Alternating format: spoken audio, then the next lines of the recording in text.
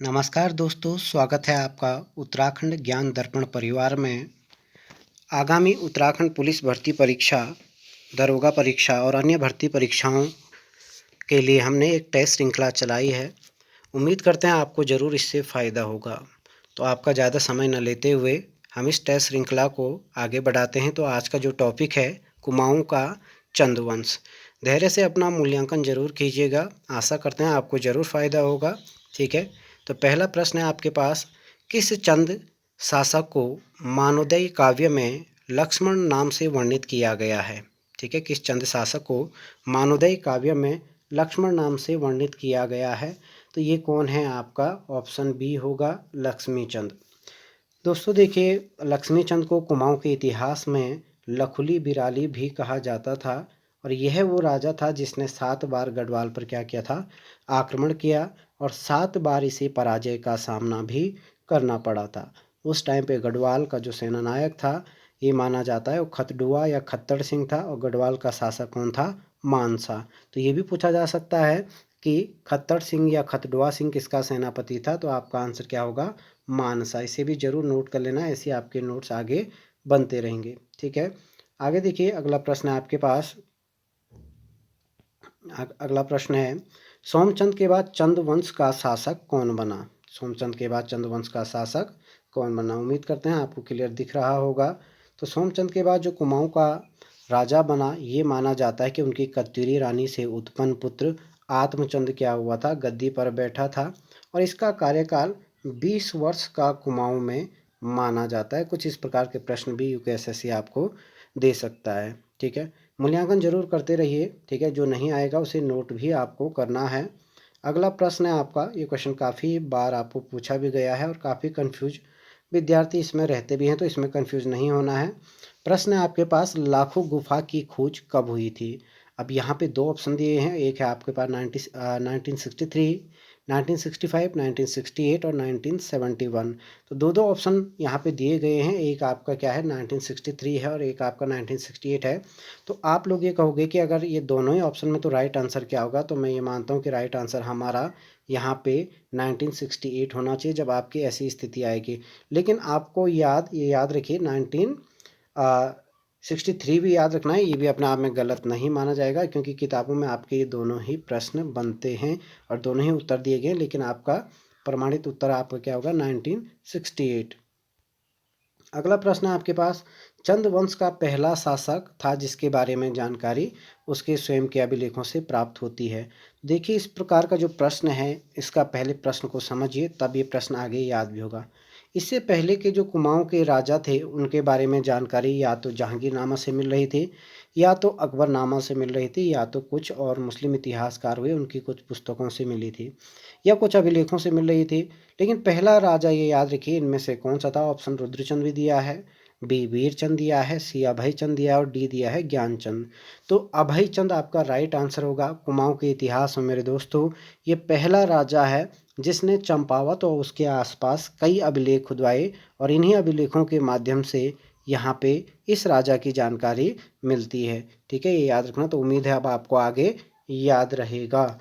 अगला प्रश्न है आपके पास, किस चंद शासक ने ख्वास खां को शरण दी थी? तो ये ख्वास खां था कौन? कुमाऊँ के इतिहास में ये माना जाता है, कई राजा आए जिनको शरण भी लिया था, विदेशी आक्रमणकारी आए, विदेशी कुछ ऐसे व्यक्ति आए जिनको कुमाऊँ में शरण दिया गया था। तो एक ख्वास खां था, ये था शेरशाह सूरी का जो पुत्र था, इस्लाम शाह सूर उसका शत्रु था। भाग करके पहाड़ी राज्य में ये जाने लगा, तो उसे ये लगा कि उस टाइम पे यही पूछा गया कि जो ये ख्वास खां है, इसको अपने राज्य में शरण किसने दिया था? ठीक है, ये याद रखिए। तो ये माना जाता है कि उसको अपने राज्य में शरण। आपका आंसर क्या होगा?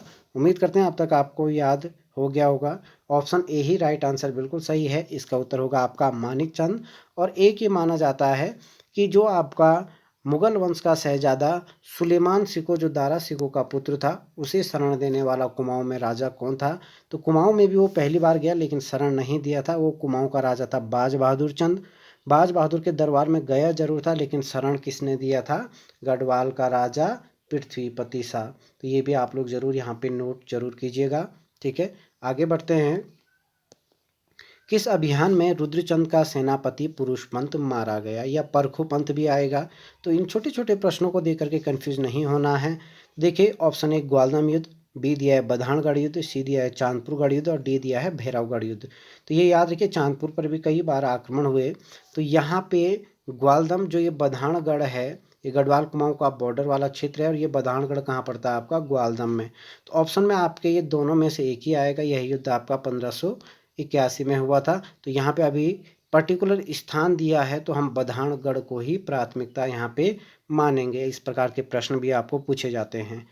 अगला है आपके पास, बाज बहादुर चंद निम्न में से किस मुगल शासक के समकालीन था। काफ़ी अच्छा प्रश्न दिया है। बाज बहादुर चंद निम्न में से किस चंद शासक के समकालीन था, किस मुगल शासक के समकालीन था। ऑप्शन ए हुमायूं, बी दिया है अकबर, सी जहांगीर और डी दिया है यहाँ पे शाहजहां। तो ये याद रखिएगा, सबसे पहले बाज बहादुर को बहादुर की उपाधि किसने दी थी इन राजाओं में से, तो वो दिया था किसने, शाहजहां ने। तो ये याद रखिएगा। तो ये शाहजहां के ही समकालीन माना जाता है। शाहजहां ने बाज बहादुर को क्या दिया था, बहादुर की उपाधि दिया था। साथ ही साथ इसे कुछ तराई वाला क्षेत्र भी माना जाता है, और कुमाऊं वाला काफ़ी इसे उपहार भी दिए। इसकी वीरता को देख करके काफ़ी प्रभावित शाहजहां थे, इसलिए क्या दिया था, बहादुर की उपाधि दिया था। दोस्तों अगला प्रश्न है आपके पास, मल्ला महल किले का निर्माण किसने किया था या किसके द्वारा किया गया।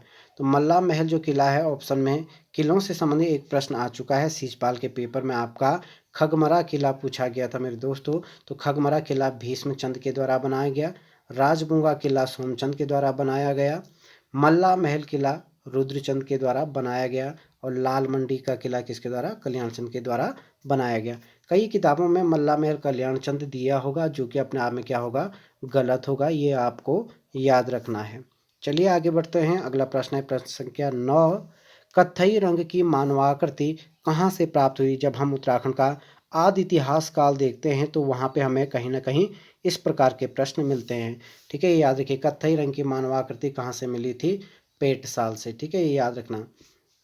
लाखू उडियार ये भी आपका अल्मोड़ा में है, लुएथाप ये भी आपका अल्मोड़ा में है, फलसीमा आपका अल्मोड़ा में है, और पेटसाल भी कहाँ पे है, अल्मोड़ा में है। तो ये चारों ऑप्शन आपके कहाँ पे हैं, अल्मोड़ा में। ये आपको याद रखना है।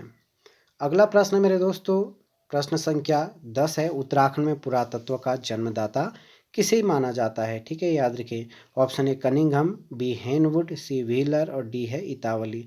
तो उत्तराखंड में पुरातत्व का जो जन्मदाता माना जाता है वो हेनवुड महोदय को माना जाता है, और इनके द्वारा 1856 में क्या किया गया था, ये याद रखना, चंपावत के देवी धुरा नामक स्थान पर महापाषाणकालीन समाधियों की खोज की गई थी।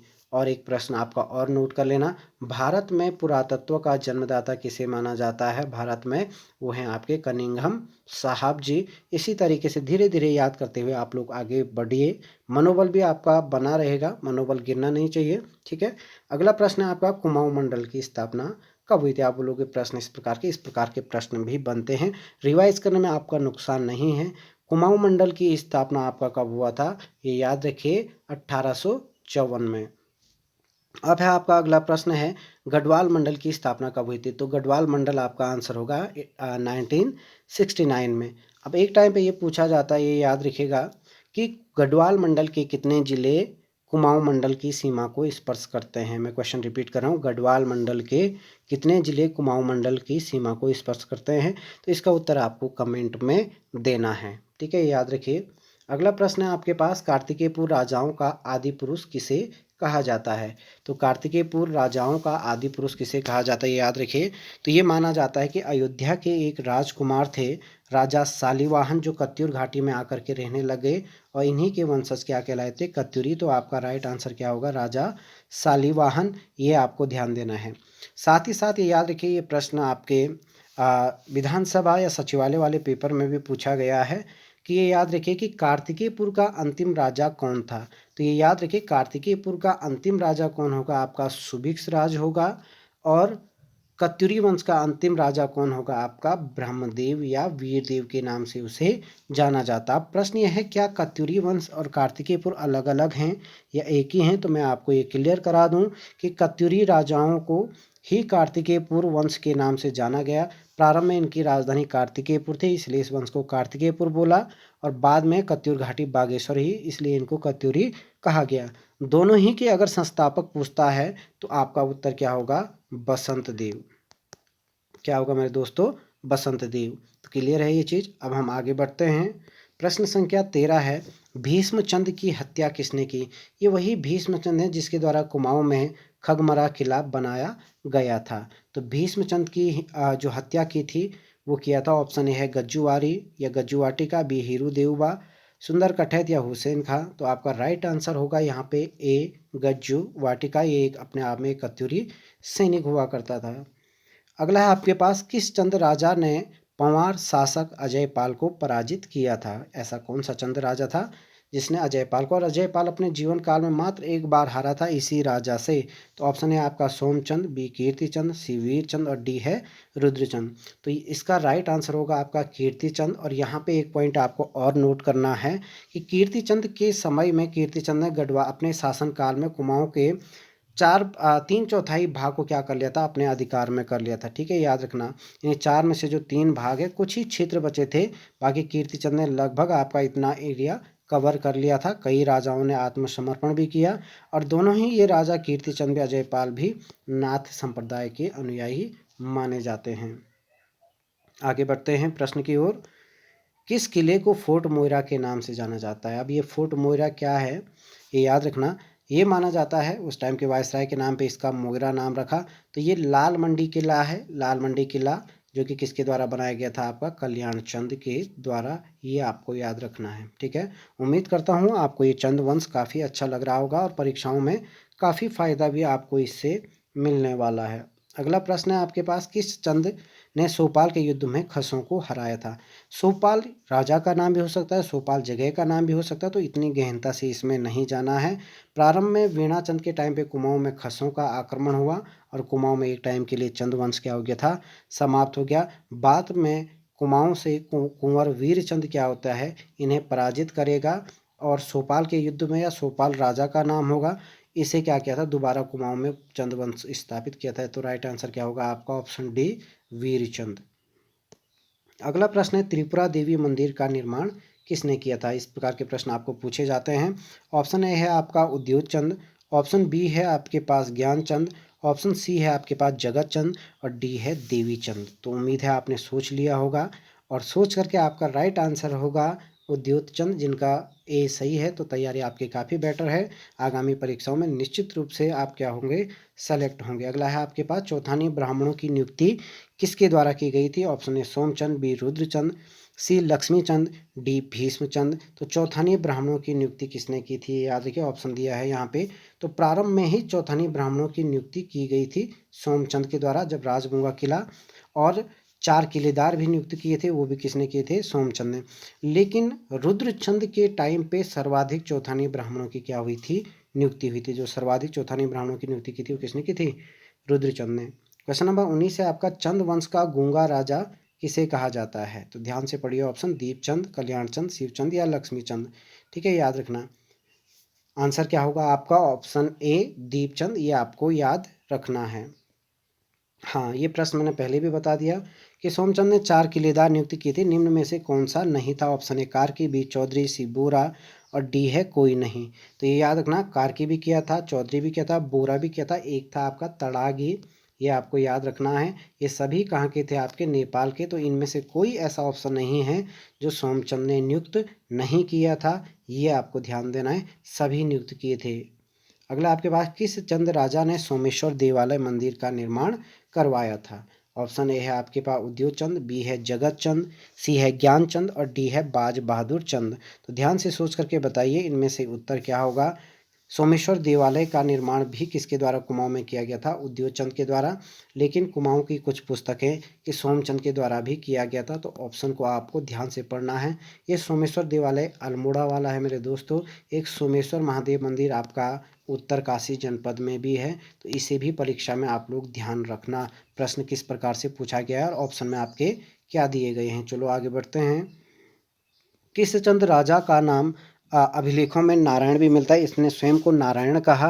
तो ये याद रखिए, option A Rudrachand, B Lakshmichand, C Baz Bahadur चंद और डी है आपका ज्ञानचंद। तो इसका राइट आंसर क्या होना चाहिए आपका?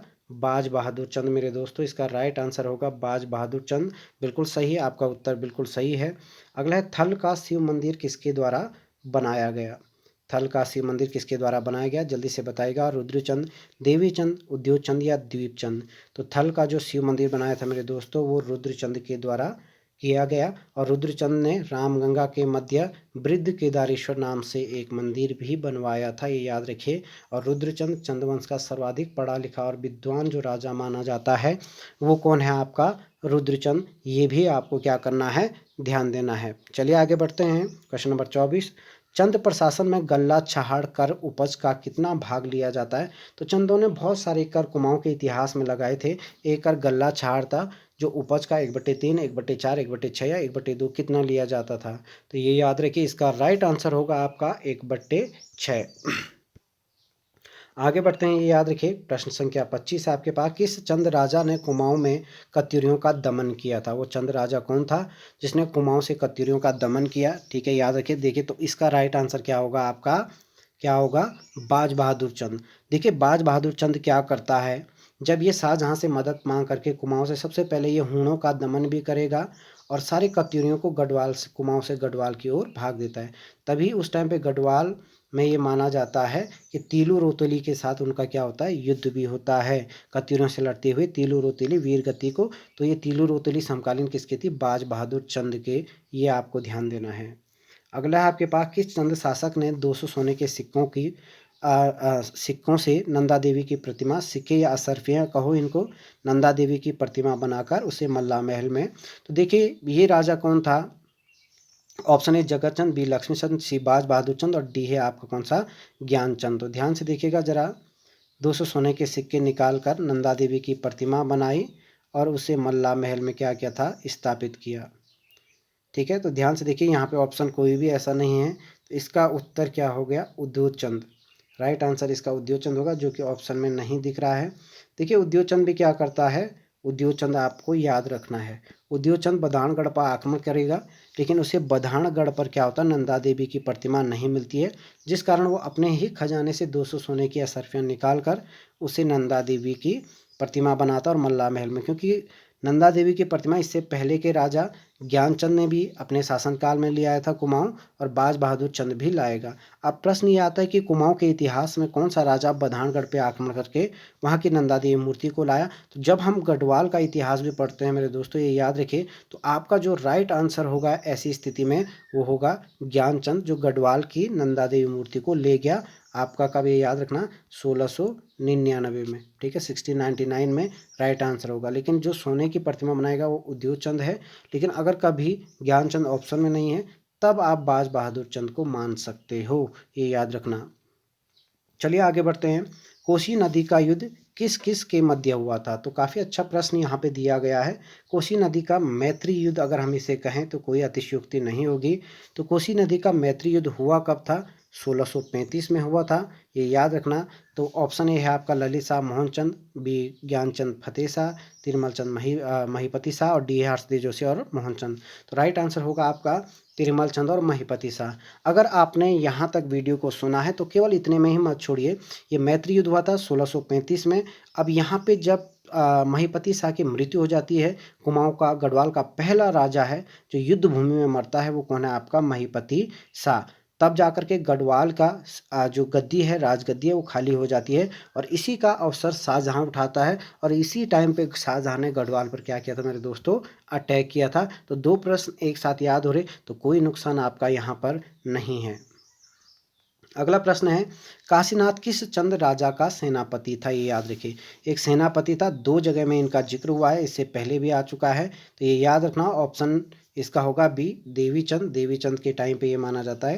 काशीनाथ इस चंद राजा के शासनकाल में भी मिलता है। बाकी कल्याण चंद के टाइम पर भी काशीनाथ का क्या होता है? जिक्र होता है कल्याण चंद के टाइम पर। अगला प्रश्न है आपका, मुगल शहजादा, मुगल बादशाह अकबर ने किसे 84 माल परगना दिया? तो देखिए, मैंने कहा था इस टाइम पे इतिहास में एक ऐसा है, अकबर को एक अनपढ़ राजा लेकिन काफ़ी अच्छे सम्राट अपने शासनकाल के रहे हैं। ठीक है, ये याद रखना। इसलिए महान भी इन्हें कहा जाता। अनपढ़ था, महान था, ये याद रखना अकबर को।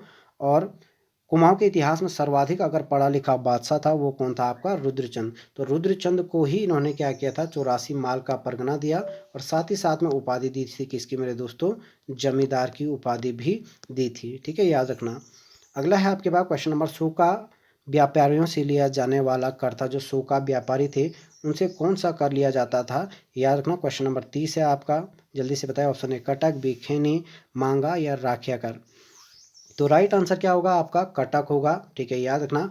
अब अपना मूल्यांकन करके आप लोगों को क्या करना है? कमेंट में ज़रूर बता दीजिए। पीडीएफ अगर आपको चाहिए तो पीडीएफ भी दिया जाएगा। टेलीग्राम पर हमारी 2 क्विज चल रही है, एक आपका निःशुल्क 8 बजे चल रहा है और एक पीडीएफ के माध्यम से हम लोग भी दे रहे हैं। तो ये दिए गए नंबरों पर आप क्या कर सकते हो? संपर्क कर सकते हो अगर जिनको हमारे साथ जुड़ना है। वीडियो अगर इस तरीके के आपको चाहिए तो मनोबल के लिए आगे भी बढ़ाइए, शेयर भी कीजिएगा। ठीक है, ताकि हमारा मनोबल बने रहे और कुछ बेहतर करने का हम लोग क्या करें? प्रयास करें। तो सभी लोगों का धन्यवाद उत्तराखंड ज्ञान दर्पण परिवार के साथ जुड़ने के लिए। एक बार मैं पुनः आप सभी लोगों का धन्यवाद करता हूँ।